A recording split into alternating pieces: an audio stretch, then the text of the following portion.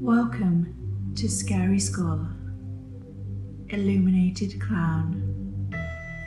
Hello, my name is Leanne, and what I'm about to tell you happened to me last week. So there I am, nestled in the passenger seat beside Danny, the man I love, as we venture into the darkness of the night. Our destination? One of those isolated spots where young couples seek solace from the world, surrounded by the whispering trees and the distant hum of the night creatures. As the clock strikes midnight, a shiver runs down my spine, and I can't help but feel a sense of unease creeping over me.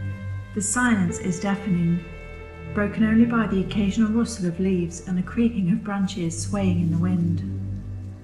Suddenly, I hear it, a faint noise like the soft padding of footsteps on fallen leaves. Danny, always eager to play the hero, decides he's going to investigate.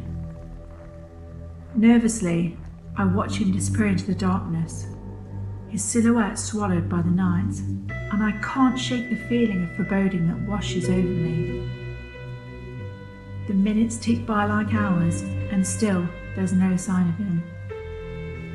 Anxiety gnaws at my insides, and I can feel the tendrils of fear wrapping around my heart. I know I should stay put, but I can't shake the feeling that something's terribly wrong.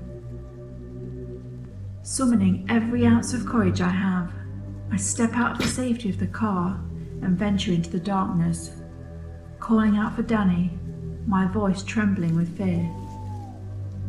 Danny? Danny! The air feels heavy, oppressive, as if the night itself is closing in around me, suffocating me with its malevolence. And then, just when I think things couldn't possibly get any worse, the car's hazard lights start flashing frantically, casting eerie shadows that dance across the floor. My heart lurches in my chest as the headlights flicker on, illuminating a figure emerging from the darkness. A figure clad in a grotesque clown mask, its features twisted into a sinister grin, and a bloodied knife clutched in its hand. I freeze, terror rooting me to the spot as the clown approaches, its footsteps echoing like a death knell in the silence. I can hear the rasp of the knife against the car door, each scratch sending a chill down my spine. I want to run, to scream, but I'm paralysed with fear, unable to tear my gaze away from the nightmare unfolding before me. With trembling hands, I fumble for the door handle, my heart hammering in my chest as I finally manage to lock the door, praying that it will keep the horror at bay. I squeeze my eyes shut, willing it all to be over, but when I finally dare to open them again, the clown is gone, vanished into the darkness as suddenly as it appeared. My hands are shaking as I reach for the door lock, my mind reeling with 1,000 questions and fears.